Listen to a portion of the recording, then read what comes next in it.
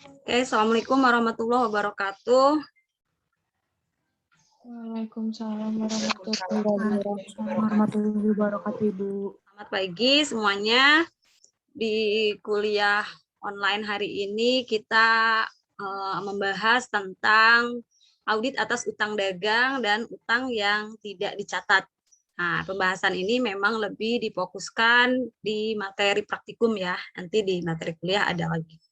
Nah, kita sisipkan sebenarnya apa sih utang dagang itu? Utang dagang atau utang usaha itu merupakan kewajiban yang belum dibayar yang memang timbul dari pembelian barang dan jasa yang telah diterima dalam kegiatan normal perusahaan.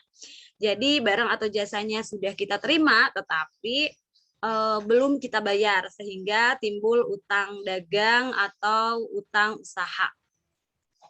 Nah, utang usaha atau utang dagang ini bisa timbul dari pembelian bahan baku, kemudian peralatan gitu ya, property plant and equipment, kemudian kita untuk bayar listrik, reparasi gitu dan lain sebagainya. Nah, utang juga bisa diidentifikasi lewat faktur dari pemasok atau penjual. Karena faktur dari pemasok atau penjual itu merupakan bukti gitu ya, bukti bahwa kita mempunyai hutang karena itu adalah tagihan dari pihak luar.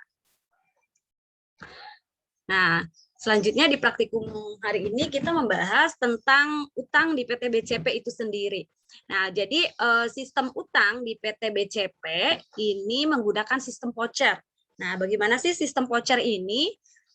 Di mana setiap voucher yang diterima dari setiap faktur dari pemasok yang diterima gitu ya, dia diarsipkan. Nah, nanti setelah diarsipkan akan dibuatkan vouchernya gitu ya, voucher berdasarkan mana yang memang belum dibayar gitu ya. Jadi setelah menerima faktur dari pemasok, kemudian bagian accounting PT BCP akan membuatkan voucher. Nah, voucher ini nantinya diurutkan berdasarkan tanggal pembayaran sampai dengan pelunasan. Misal kodenya 10.2, berarti ini voucher kedua yang dicatat pada bulan Oktober. 10.5 berarti voucher kelima dan seterusnya.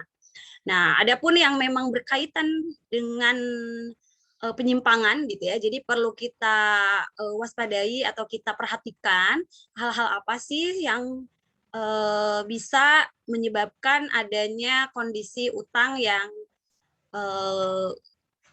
tidak sesuai begitu ya, atau penyimpangan-penyimpangan yang terjadi. Yang pertama, pembelian dicatat dalam rekening yang salah gitu ya, rekeningnya salah, bukan pembeliannya gitu. Sehingga kan ketika pembelian tidak dicatat sebagai pembelian, maka akan berpengaruh terhadap utang.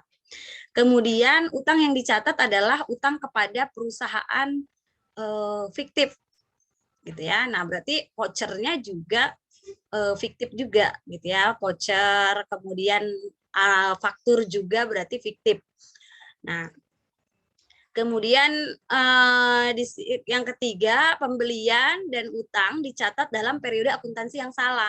Nah, ini memang yang umumnya sering terjadi gitu ya. Maksudnya apa? Dicatat dalam periode akuntansi yang salah. Kemarin kita sudah membahas tentang FOB destination sama FOB shipping point. Atau di sini di PT BCP ini biasa menyebutnya FOB Jogja gitu ya.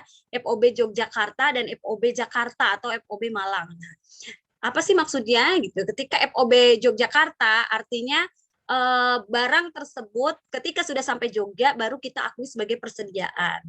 Nah, dan otomatis diakui sebagai utang. Sebaliknya kalau misalnya FOB Jakarta ketika barang dikirim dari Jakarta walaupun belum sampai ke Jogja, Jogja ini adalah tempat si PT BCP ini gitu ya, maka itu sudah diakui sebagai persediaan. Nah, terkadang ada tadi misalnya pembelian periode akuntansinya salah gitu ya. FOB-nya FOB Jakarta. Nah, misal dikirimnya tanggal 29 Desember, nyampainya tanggal 1 Januari. Itu sudah betul belum pencatatannya? Kita dikirim barang dari Jakarta tanggal 29 dari pemasok, kemudian sampai di kita di Jogja itu tanggal 1 Januari. Nah, syaratnya adalah FOB Jakarta. Nah, ini sudah bisa kita akui di akhir tahun atau diakuinya di awal tahun persediaan ini atau utang ini? Di akhir ya, Bu? Di akhir periode ya, di tahun ini berarti ya. Betul. Jadi seperti yang tadi gitu ya, itu walaupun belum sampai karena metode FOB-nya adalah FOB Jakarta, maka pada akhir periode kita sudah boleh mengakui gitu ya. Artinya ini tidak salah. Nah, seringkali karena belum sampai gitu ya, utangnya baru diakui di awal tahun. Nah, itu yang salah gitu ya. Nah, kemudian yang keempat, ada pembelian atau utang yang telah dihapus dari catatan gitu ya. Contohnya apa? Mungkin waktu kita membahas, masih ingat atau tidak gitu ya, waktu kita membahas cash gitu ya, audit atas cash, di situ ada cek yang hilang. Nah, ini contohnya gitu ya. Pembelian atau utang sudah dihapus dari catatan, sudah dihapus, tetapi bisa saja pemasok gitu ya, kita kan udah bayar utang berupa cek kepada pemasok. Nah, ternyata pemasok tersebut menghilangkan ceknya. Nah, ketika cek itu hilang, kita sudah menghapus catatan hutang tersebut, tapi karena ceknya itu tidak bisa diuangkan akibat hilang gitu ya, mereka merasa utang kita gitu ya tetap sebesar nilai tersebut. Nah, gitu ya, solusinya tentunya ya tadi, solusinya berarti kita membuat cek yang baru gitu ya, melakukan konfirmasi seperti itu. Nah, kemudian pembelian di debit ke rekening yang salah gitu ya. Jadi bisa saja membelinya persediaan dicatatnya ke aset misalnya gitu ya. Memang ini atau membelinya tadi uang muka sudah diakui sebagai hutang gitu ya, dan lain sebagainya. Kemudian pembelian dicatat tetapi barangnya tidak pernah diterima. Nah, ini gitu ya yang perlu menjadi waspada gitu ya. Barangnya tidak pernah diterima perusahaan. Nah, bisa saja kan barangnya diterima oleh perusahaan tapi dibawa ke rumah misalnya ya. Jadi penyimpangan-penyimpangan ini nih yang biasanya terjadi terkait dengan utang. Nah, jadi sebelum kita melakukan audit, pasti kita mengevaluasi SPI-nya, gitu ya. SPI ketika kita realnya di KAP, ya, ini pasti disesuaikan. Apa sih checklist-checklistnya, gitu? Ini kan hanya umum saja. Tapi nanti ketika kita realnya mengaudit di KAP, nanti akan ada apa yang harus kita perhatikan, gitu ya, dari SPI yang tadi yang harus di checklist gitu ya untuk si perusahaan. Nah, ini bisa auditor pada saat observasi, pada saat wawancara yang melakukan checklist gitu ya, bisa langsung kita berikan dokumennya, kemudian mereka menceklis sendiri gitu ya. Jadi memang tidak ini gitu tersirat gitu. Nah, di sini dari hasil SPI, kuesioner pengendalian internnya, kalau kita lihat vouchernya sudah bagus ya, dia sudah menggunakan sistem voucher, kemudian vouchernya juga sudah mendapatkan persetujuan dari pejabat tertentu, yaitu Direktur Keuangan. Nah, kita fokuskan di sini, ada nggak pejabat yang melakukan telaah ulang distribusi debit untuk voucher, supaya bisa dilakukan pencatatan secara tepat. Nah, di sini tidak gitu ya, sangat jarang. Artinya memang mereka menganggap ya semua voucher sudah diurutkan gitu ya, tetapi tidak ditelaah lagi. Bisa saja kan ada voucher yang memang terlewat. Seperti tadi misalnya, harusnya voucher ini dicatat di akhir tahun, tapi mereka mencatatnya di awal tahun, gitu ya. Berarti kan understatement untuk si hutang itu sendiri. Hutangnya nanti dicatat lebih rendah, gitu ya. Kemudian, apakah seluruh pembelian barang dan jasa telah dicatat dalam voucher register sebelum dilakukan pembayaran? Nah, ini tidak gitu ya. Pembelian barang dan jasa telah dicatat dalam voucher register sebelum dilakukan pembayaran. Artinya sebelumnya semuanya dicek gitu ya, supaya kita bisa menyesuaikan mana memang yang di register pembayaran sudah betul atau tidak. Nah, kemudian kita lihat lagi di sini pernyataan bulanan. Ini ada buku pembantu sudah ada ya. Pernyataan bulanan dari para pemasok direkonsiliasi dengan saldo rekening pembantu utang dagang. Nah, ini kadang-kadang sebaiknya memang dilakukan rekonsiliasi. Kenapa gitu ya? Untuk tadi menyamakan antara menurut si pemasok berapa hutang kita dan menurut catatan kita berapa hutang kita. Nah, makanya nanti di sini kita akan lihat konfirmasi gitu ya. Kita akan mengajukan konfirmasi. Betul tidak catatan di perusahaan kita di jurnal kita bahwa utang itu sebesar sekian sama tidak dengan yang ada di pemasok gitu ya. Dan seterusnya. Kita mengevaluasi dari SPI ini. Nah, jadi hal-hal yang memang oh ya ini tidak, yang semestinya tidak, ini yang kita garis bawahi gitu ya. Oh ini tidak ada. Kemudian semua faktur yang diterima dari pemasok selalu dicek kesesuaian harga, perkalian, penjumlahan dan terminnya ya. Nah, ini kan bisa saja orang ketika memberikan faktur ke kita ada kesalahan.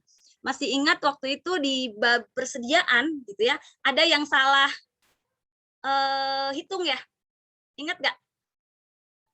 Ada yang salah hitung ya waktu di bab persediaan. Nah, ini tadi kenapa bisa terjadi salah hitung?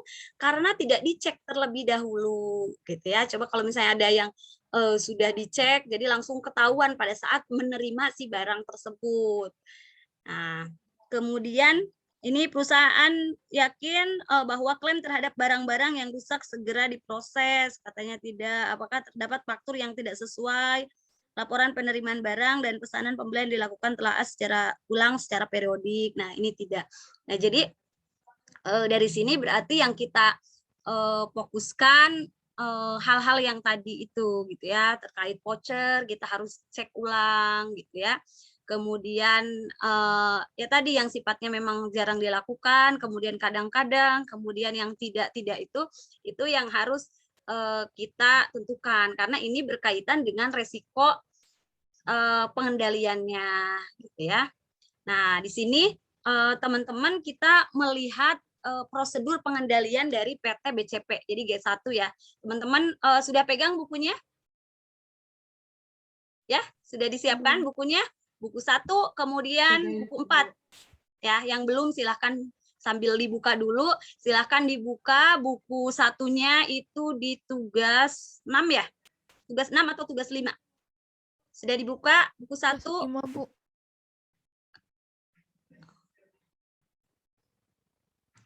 Ya, silahkan dibuka tugas di buku satunya itu kita lihat audit atas utang. Kemudian di buku 3 dan 4 kita buka G1. Sudah?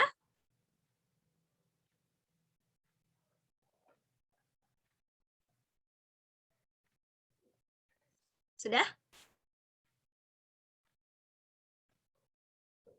Sudah dibuka semuanya, teman-teman? Sudah, Ibu. Sudah, oke. Nah, di sini kita lihat prosedur audit atau pengujian substantif yang pertama yang perlu dilakukan, gitu ya. Saudara diminta menelaah atau mengarsipkan kertas kerja G1. Nah, di sini kita diminta membuat daftar utang dagang. Nah, ternyata daftar utang dagang itu sudah dibuat oleh klien. Nah, berarti kita tidak perlu membuat lagi. Yang perlu kita buat adalah checklistnya atau indeksnya. Nah, ini adalah kertas kerja tahun lalu, tahun 2004. Gitu ya, tahun 2004 yang sudah dibuat oleh klien. Ini contoh tikmaknya, gitu ya. Ini yang menyatakan bahwa penjumlahannya sudah diperiksa gitu ya, kemudian sudah ditelusur ke jurnal pengeluaran kas, sudah ditelusur ke faktur dan juga dokumen-dokumen pendukung lainnya. Nah, saya contohkan di sini untuk janitor A dan Z kita cek ke tabel 6. Tabel 6 di sini ini ada di buku 1. Kita lihat di sini 250.000. Sudah sesuai ya? 250.000. Kemudian ini ada CP Kartika 24960. Kita lihat CP Kartika 24960. Kemudian CP Harapan kita lihat gitu ya. 16.800 dan seterusnya. Nah, jika ternyata sudah sesuai di sini dengan voucher-voucher dan juga untuk pembayaran utang, maka kita membubuhkan tikmaknya. Tikmaknya di sini Y gitu ya dan juga MIU gitu ya, MIU. Kemudian C-nya adalah konfirmasi. Nah, konfirmasi di sini kalau Y sama M ini kita lihatnya ke voucher untuk pembayaran utang.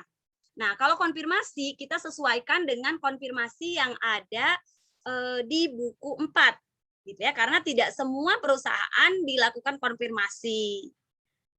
Kita cek di sini dikatakan bahwa CP Kartika ini ada di konfirmasi G4. Teman-teman boleh sambil dibuka G4-nya, gitu ya. Nah, G4 ini dicontohkan ya. G4 ada konfirmasi di sini adalah ada di G4. Tetapi setelah kita cek di G4 ternyata konfirmasi hutang totalnya berapa? Berapa, Put? Konfirmasi utang di G4? Yang 91.296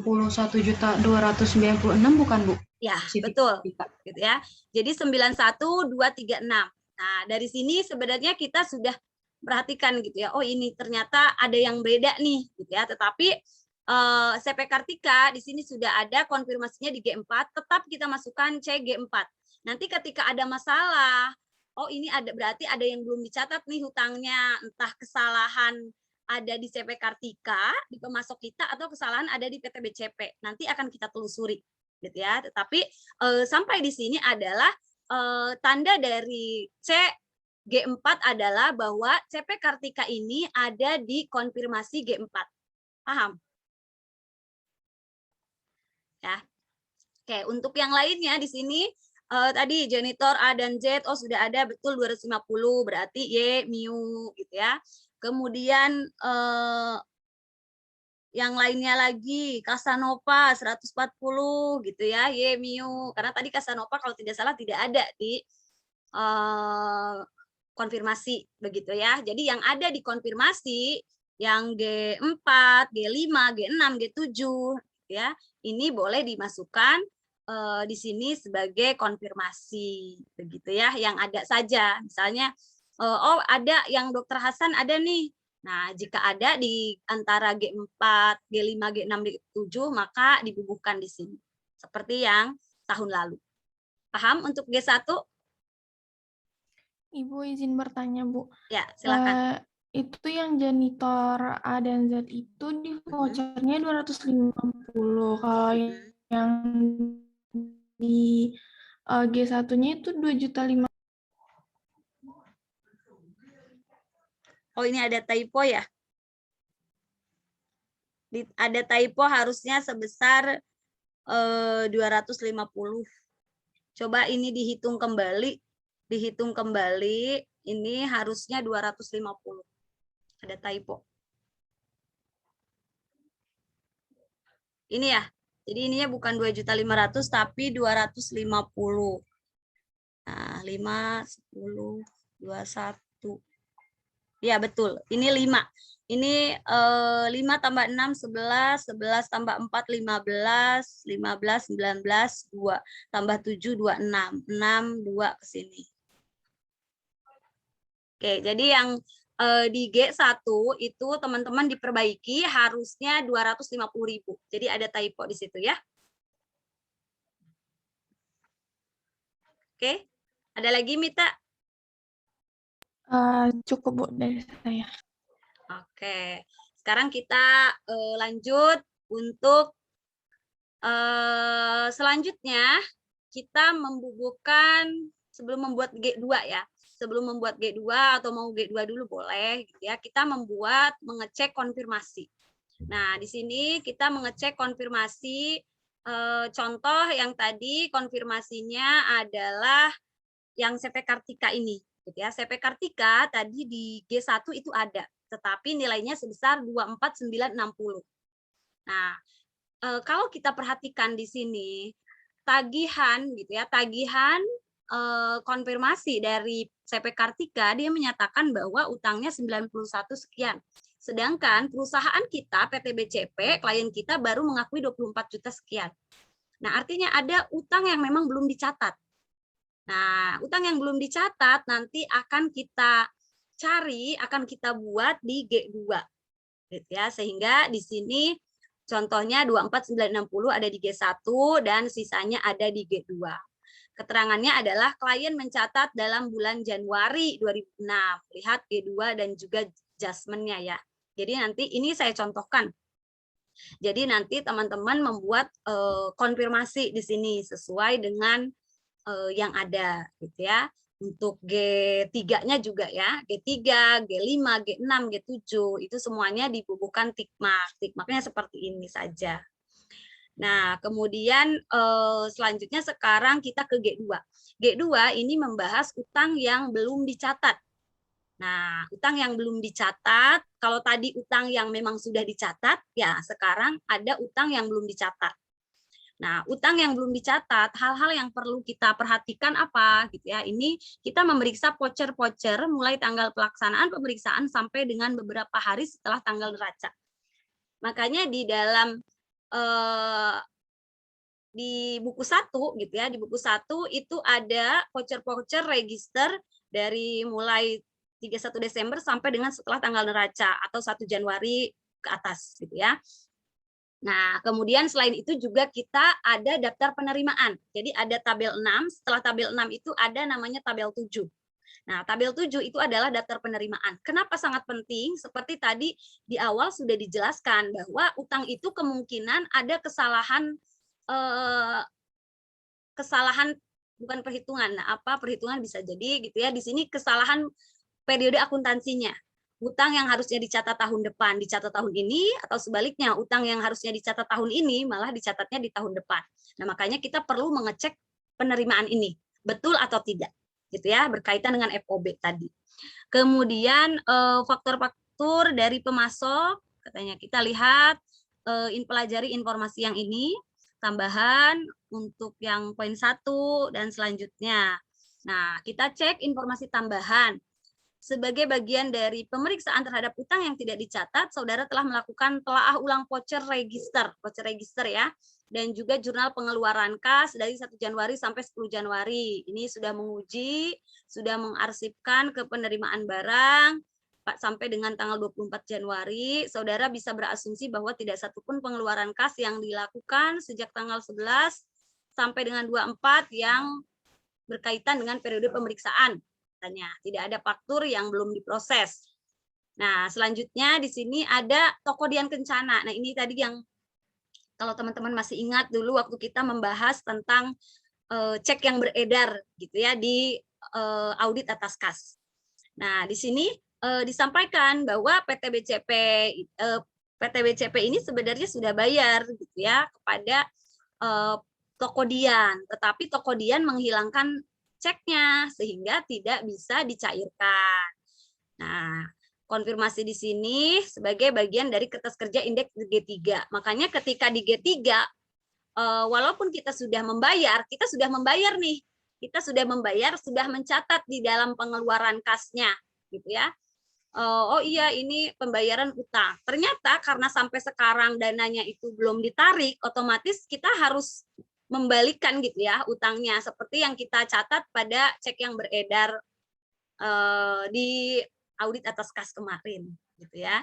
Jadi di sini konfirmasi bahwa utang kita masih 7.760 itu benar gitu ya. Kenapa? Karena memang walaupun kita sudah membayar lewat cek karena ceknya hilang dan PT Dian Kencana itu belum mencairkan, maka utangnya tersebut kan uangnya tidak bisa ditarik. Nah, jadi di sini berkaitan gitu ya dengan G3. Nah, konfirmasi dimasukkan ke bagian kertas kerja yang masing-masing diberi indeks gitu ya. Jadi semuanya diberi indeks baik itu G4, G5, G6 dan G7. Kemudian perlu dicatat bahwa meskipun saudara sedang melaksanakan pemeriksaan terhadap utang yang tidak dicatat, saudara juga melakukan pekerjaan dan mengumpulkan bukti-bukti yang lain. Nah, apa yang bukti yang berhubungan? Ini kan utang. Utang pasti berhubungan dengan persediaan. Gitu ya. Jadi kita memang harus mengecek tugas yang lain. Tugas nomor 3, tugas nomor 1, tugas nomor 2. Utang berkaitan juga dengan kas. Kenapa? Ya tadi, karena ketika kita membayar utang, maka akan ada jurnal pengeluaran kas. Gitu ya. Jadi ketika kita mengaudit utang, ini erat kaitannya dengan persediaan. Kenapa erat dengan persediaan? Karena utang usaha rata-rata itu timbulnya memang karena adanya persediaan, gitu ya, pembelian persediaan. Nah, kemudian yang keempat di sini ada voucher nomor 14 Aroma Putri. adalah untuk mengangkut pembelian barang dari CP Kartika. Dan voucher untuk nomor 1 sampai 7, 1/7 adalah untuk mengangkut pembelian barang pada PT Cendana Putri. Nah, saya tanyakan untuk pengiriman barang itu seharusnya gitu ya, itu kan include ke dalam persediaan ya. Include ke dalam persediaan. Artinya melekat gitu ya, melekat kita beli barangnya ini kemudian ada pengirimannya. Nah, berarti pada saat kapan diakui pembelian barang, pada saat itu juga diakui pengirimannya. Gitu ya. Jadi tidak bisa misalnya pembelian barang diakui tahun ini tapi kok pengiriman diakui tahun depan.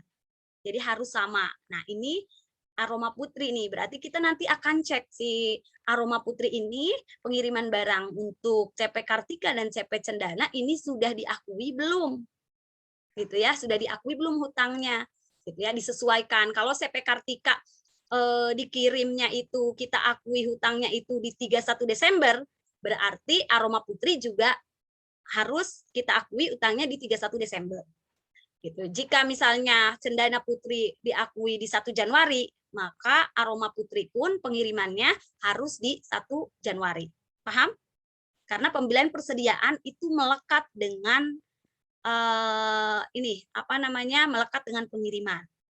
Paham sampai sini?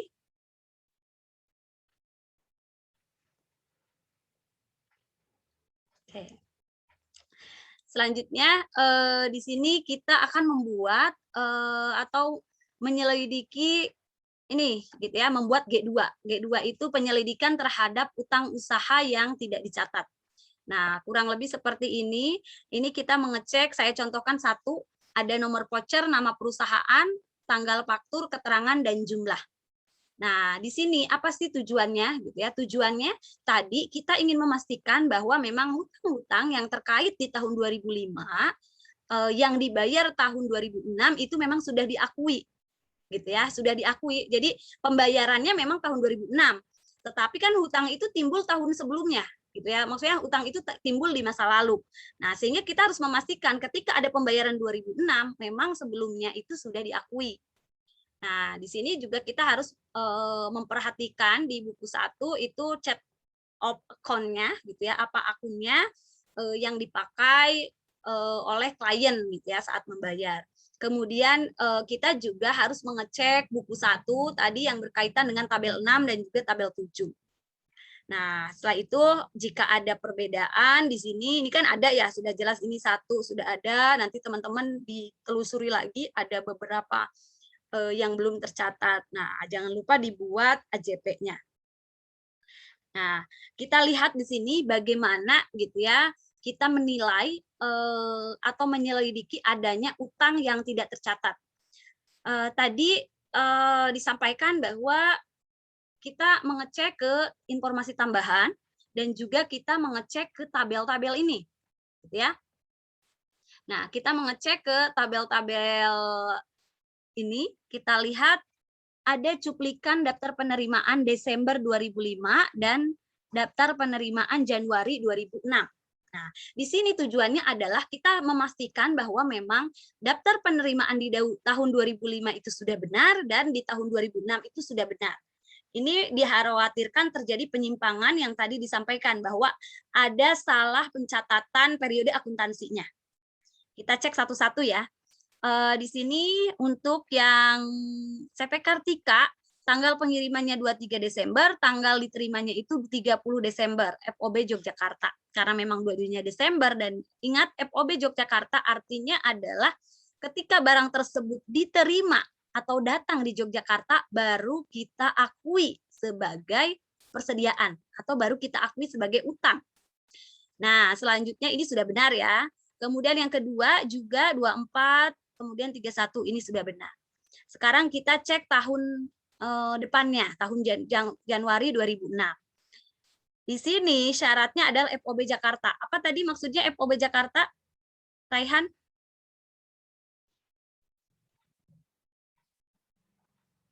Barang dikirim. Ya, yang FOB Jakarta ya, Bu? Ya, jadi utangnya diakui pada saat kapan? Saat barang diterima. Diterima di mana? Eh, yang di Jakartanya, Bu. FOB Jakarta. Coba ada pendapat lain? Sekarang dikirim dari Jakarta belum sampai Jogja, sudah diakui persediaan, Bu. Oke, tadi sudah dilengkapi oleh Anissa ya, Raihan. Jadi FOB Jakarta itu adalah posisi dari pemasok, gitu ya, dari CP Kartika. Nah, barang ini diakui pada saat karena ini syarat pembeliannya adalah FOB Jakarta, artinya barang ketika baru dikirim dari Jakarta itu sudah boleh kita akui sebagai persediaan dan juga sudah boleh kita akui sebagai utang. Nah, sekarang kita cek di sini sudah benar atau tidak. Tanggal pengiriman 26 Desember, tanggal diterima 3 Januari. Nah, perusahaan ini mencatatnya utang tersebut di Januari 2006. Benar atau tidak? Benar atau salah? Salah, Bu. Betul, salah ya. Kenapa? Karena tadi kita balikan, ini adalah FOB Jakarta. Ketika barang tersebut keluar dari Jakarta, maka sudah boleh kita akui sebagai persediaan atau timbulnya hutang. Nah, barang dikirim kapan? Barang dikirim tanggal 26 Desember. Paham kenapa perusahaan ini? Berarti di sini ada perusahaan PT BCP ini belum melakukan pencatatan terhadap utangnya. Paham di sini? Raihan, sudah paham atau masih bingung? Insya Allah sudah, Bu. Yang lainnya sudah paham?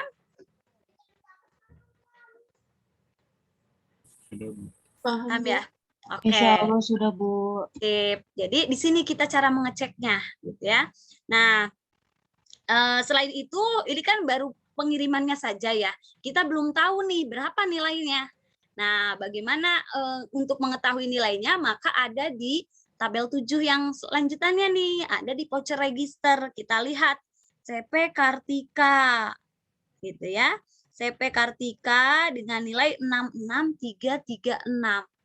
Nah, jadi dari sini bisa kita langsung buat di sini. Ketemu nih, ada nomor voucher 1/3. Kita simpan dari sini ya.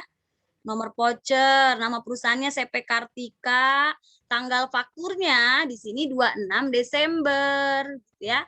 Nah, harusnya perusahaan itu sudah mengakui utang itu di tahun ini di tanggal 31 Desember. Tetapi perusahaan mengakui utangnya berdasarkan catatan ini di Januari 2006. Sehingga setelah kita selidiki yang benar itu hutang tersebut harusnya dicatat di periode 31 Desember. Nah, jadi kita masukkanlah CP Kartika ini ke utang yang belum dicatat. Keterangannya di sini 60 box. Nah, 60 box dari mana gitu ya. Di sini kita lihat ada 60 kotak Citroen ya, UD Citroen. Kemudian jumlahnya di sini 66336. Kemudian di sini tick mark-nya boleh V atau sebenarnya kalau melihat ke tahun lalu gitu ya, V kemudian ada coretnya gitu ya. Ini artinya sudah dilakukan vouching ke faktur, dokumen dan pendukung lainnya. Jadi di sini faktur-faktur tadi ini adalah proses vouching yang kita lakukan. Kita mengecek ke dokumen sumber. Paham sampai sini untuk mengerjakan DG2? Atau ada yang masih bingung ditanyakan boleh.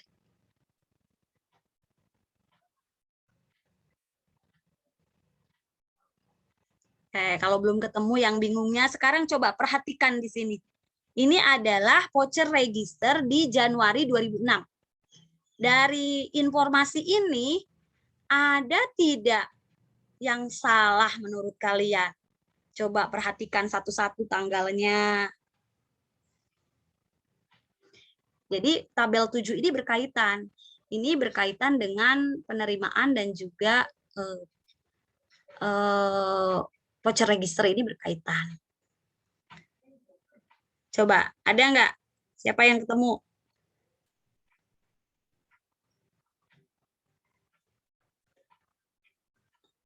Coba itu halaman paling awal.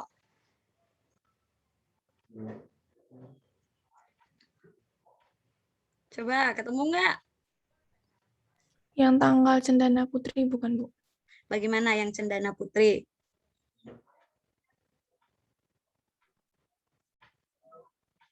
Kenapa yang Cendana Putri? Harusnya tanggal 4 ya, Bu. Tanggal 4 apanya? Tanggal diterimanya. Kan kalau misalkan PT Aroma itu tanggal diterimanya tanggal 3 Januari 2006. Mm-mm. Tapi PT Cendana di sini tanggal 6 Januari 2006, tapi di data cuplikan yang di atas itu tanggal diterimanya tanggal 4. Ngaruh nggak, Bu, sama yang Ini tanggal diterima yang ini. Iya. Cendana, ya tanggal diterima barangnya tanggal 4. Tanggal dibayarnya 1/6. Ini tanggal penerimaannya, kalau ini enggak terlalu ngaruh ya. Ini kan tanggal pembayarannya juga.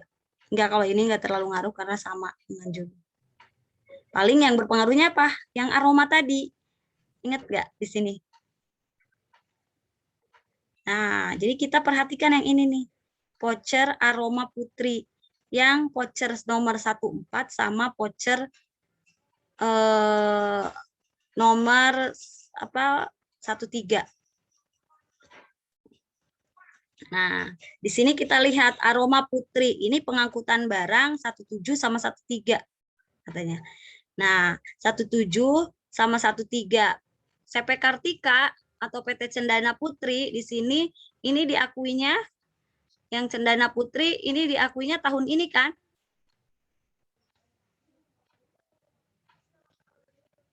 Yang 3/12. Yang voucher yang 3/12.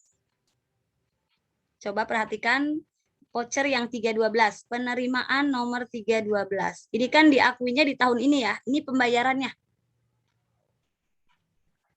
Ini kan pembayaran. Jadi yang tadi 16 itu kenapa beda? Kalau ini tanggal diterima, kalau ini tanggal pembayaran. Jadi beda, bisa terjadi. Nah, di sini PT Cendana Putri kan harusnya diakui di tahun ini. Maka PT Aroma pun harusnya jangan diakui di 1 Januari, di 1 Maret, tetapi harus diakui di bulan Desember mengikuti PT Cendana Putri. Paham nggak? Jadi ini si PT Cendana Putri, ini penerimaan nomor 3/12 nih. Ini kan yang tadi, Bu kok beda ya Bu ya, gitu ya. Ini 1/6. Nah, PT Cendana Putri yang 3/12 ini bukan masuk ke sini. Tetapi 3/12 kita lihat nomor vouchernya. Oke, bisa mengikuti?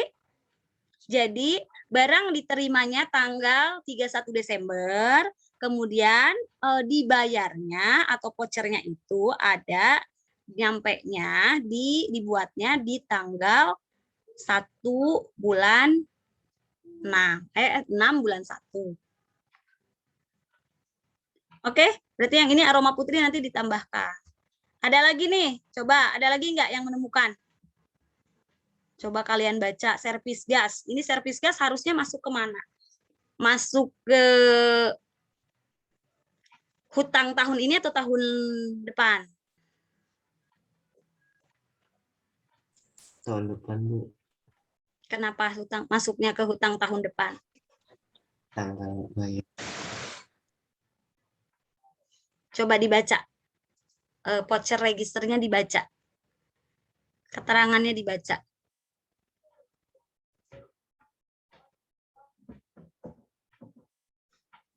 Coba, ada yang bisa keterangannya dibaca? Untuk bulan kapan ini servis gas ini?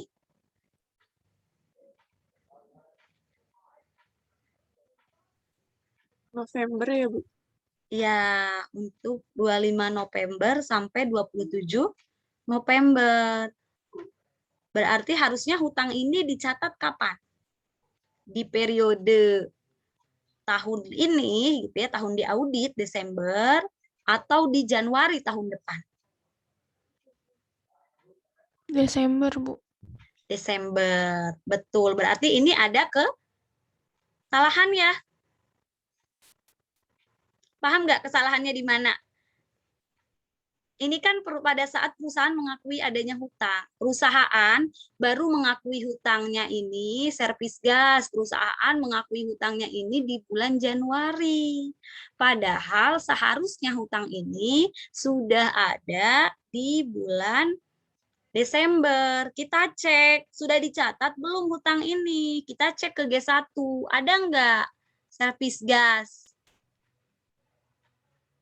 Ada nggak servis gas? Ada nggak di G1? Coba, ada nggak di G1 di sini? Nggak ada ya, Bu? Nggak ada. Nah, jika tidak ada, berarti harus kita masukkan. Gitu ya. Kenapa? Karena ini ada kesalahan. Gitu. Jadi nanti teman-teman yang servis gas masukkan ke dalam utang yang tidak dicatat. Begitu ya. Nah, ini kan CP Kartika juga yang 66336 tadi ya, sudah. Nah, jadi kita cek satu-satu nih. Ini pengangkutan aroma putri, ini pengangkutan aroma barang, pengangkutan barang. 1 strip 4.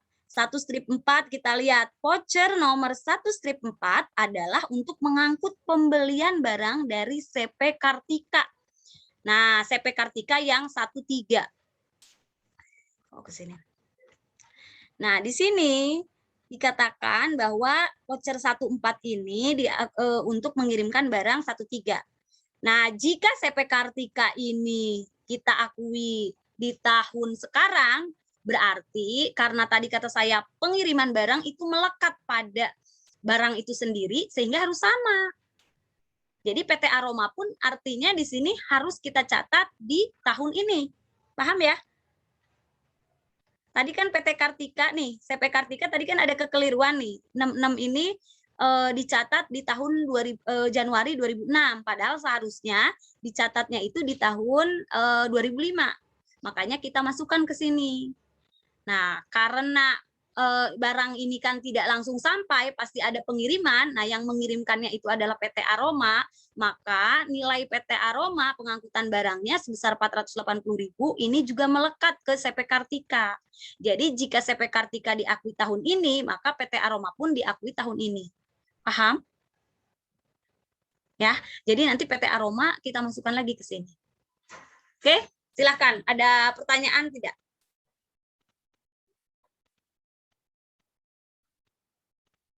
Ibu berarti yang masuk ke ini tuh CP Kartika, PT Cendana, PT Cendana yang mananya? Yang tadi, Bu. Yang barang yang diterima harusnya tanggal 31 bulan Desember yang dibayar 1 Juli. Mana saya? Mana? Ini, Bu. Yang tadi, yang penerima nomor 3 ini. strip 12. Ini? Ininya sudah benar kan? PT Cendana? Sudah benar atau ada kesalahan juga? Ada nggak di sini PT Cendana? Yang 5 tadi? Tidak ada?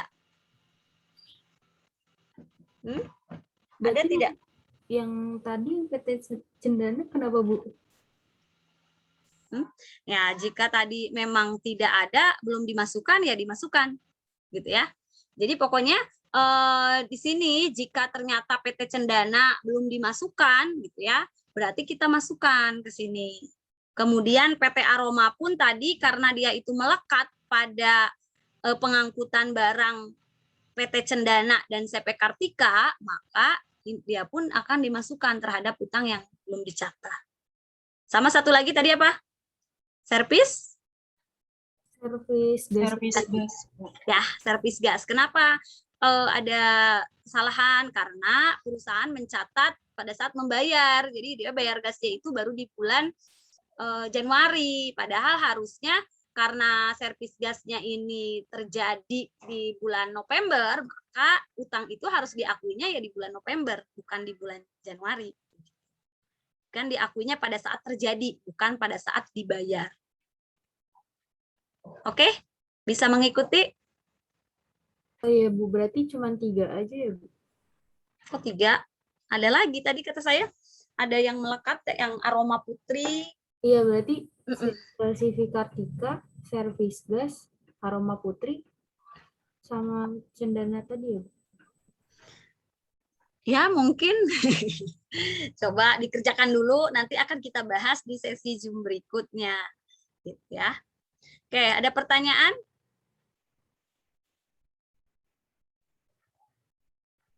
Silakan, masih ada waktu. Ibu, Ya. itu kan yang di tabel 7, PT Aroma Putrinya ada 2 juga ya, Bu, sama PT Cendana Putri. Mm-mm. Untuk yang PT Cendana kan tadi yang baru diketahui yang salahnya itu 1 ya. Mm-mm. Kalau yang PT Aroma Putri itu dua-duanya atau 1 juga, Bu? PT Aroma Putri dua-duanya atau 1? Ya tadi kita lihat yang melekat ke PT Cendana. Gitu ya. Kalau tadi kan PT Aroma Putri sudah diakui atau belum, gitu ya. Di sini jika memang sudah diakui yang PT Aroma Putri ini kan merujuk ke 14 ya. Merujuk ke 13. Nah, kemudian untuk yang Aroma Putri yang kedua ini pengangkutan barang 17, di sana dikatakan bahwa 17 ini kita cek ya. Nah, voucher nomor 17 adalah untuk mengangkut pembelian barang dari PT Cendana Putri. Nah, kita cek PT Cendana Putri dibeli enggak pada tanggal 31 Desember.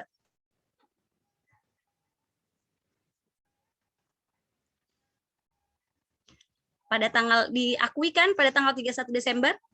Nah, Iya, Bu. PT Cendana Putri ya, PT Cendana Putri diakui pada tanggal 31 Desember. Nah, sekarang kita cek di G1. PT Cendana Putri itu ada ya, ada 345 ya. Nah, di sini untuk yang penerimaan nomor berapa nih? Nomor Cendana Putrinya 312. Penerimaan nomor 312. Nah, di sini untuk Aroma Putri di sini 19. Lihat nomor rekeningnya sama enggak? 109. Sama ya? Iya, Bu, sama. Nah, jika sama berarti ini kan melekat pada PT Cendana Putri. Nah, sedangkan berdasarkan di G1 kita lihat bahwa aroma ini sudah dimasukkan belum ke sini? Belum ada ya? Iya, belum ada, Bu. Nah, jadi kita masukkan lagi. Berarti ini belum dicatat. Begitu. Gimana? Ada pertanyaan? Ada yang masih bingung?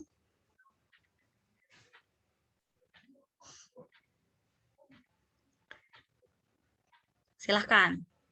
Kalau yang masih bingung, boleh ditanyakan.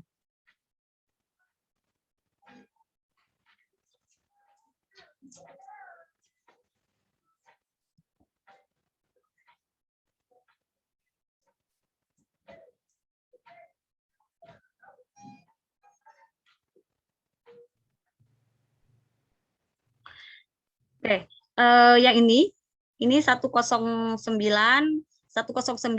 antara CP Kartika dan PT Aroma. Nah, maksudnya di sini ini memang terjadi di bulan Januari. Memang lebih kepada bahwa si PT Kartika dengan CP Aroma ini kan sama ya, gitu ya. Sama. Jadi karena nomor rekeningnya sama, otomatis dia saling melekat, gitu ya. Contoh ini servis gas dan bensin. Ya, ini mungkin dicatatnya adalah kayak beban listrik, air dan gas. Pokoknya beban utilities gitu ya. Nah, kemudian di sini untuk CP Kartika dengan PT Aroma kita lihat ini kan sama nomor rekeningnya. Berarti antara PT Aroma dengan CP Kartika atau antara PT Cendana dengan CP Kartika gitu, antara PT Cendana dengan PT Aroma ini melekat. Artinya yang satu pembelian barangnya, yang satu adalah pengiriman. pembelian dan pengiriman ini kan dua-duanya harus sama. Ketika pembelian diakui di tahun ini, maka pengiriman juga otomatis diakui di tahun ini, gitu ya. Walaupun kita bayarnya nanti, kan namanya juga hutang, diakui apa timbulnya sekarang, bayarnya nanti, begitu.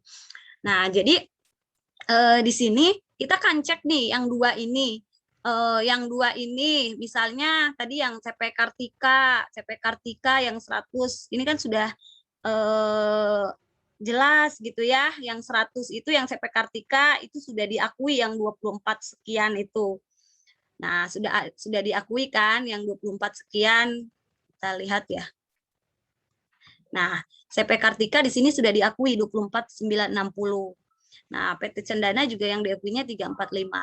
Nah, di sini ketika yang dua ini sudah diakui belum? Oh iya, ternyata yang 50 ini belum. Ya, jadi kita telusuri lagi kemana nih? Masih ingat yang 50 kotak ini? Coba teman-teman dibuka dulu di persediaan. Kertas kerja persediaan.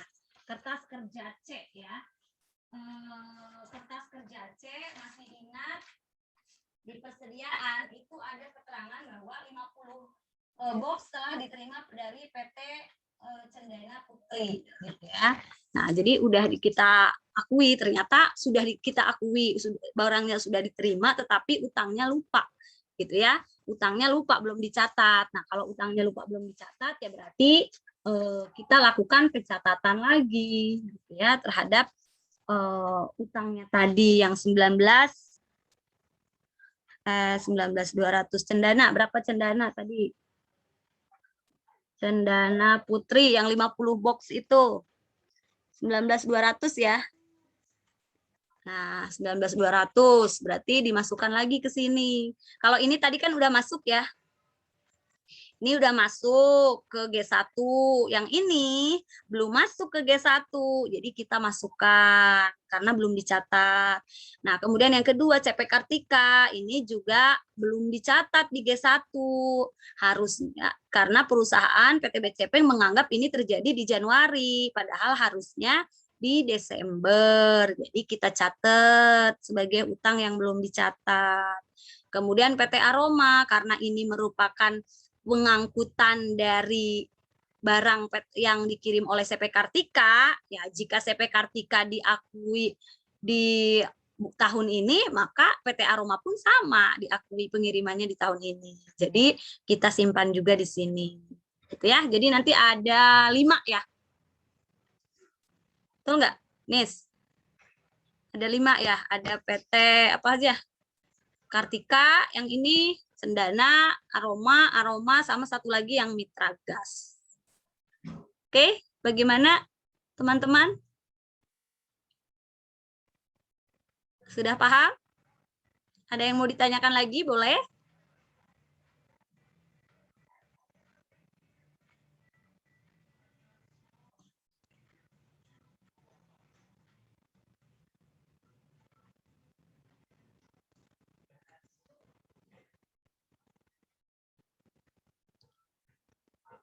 Silahkan. Ada yang mau ditanyakan? Cukup? Oke, jika sudah cukup, berarti pembahasan untuk praktikum hari ini sudah selesai. Selanjutnya, teman-teman silakan melengkapi tikmak di G1, G2, G3, G4, G5, G6, G7. Kemudian, G1, G3 ya, G3, G4, G5, G6, G7. Kemudian untuk G2-nya membuat seperti Excel saya di sini. Bisa dibuat di buku 4-nya. Ya. Oke, assalamualaikum warahmatullahi wabarakatuh. Waalaikumsalam.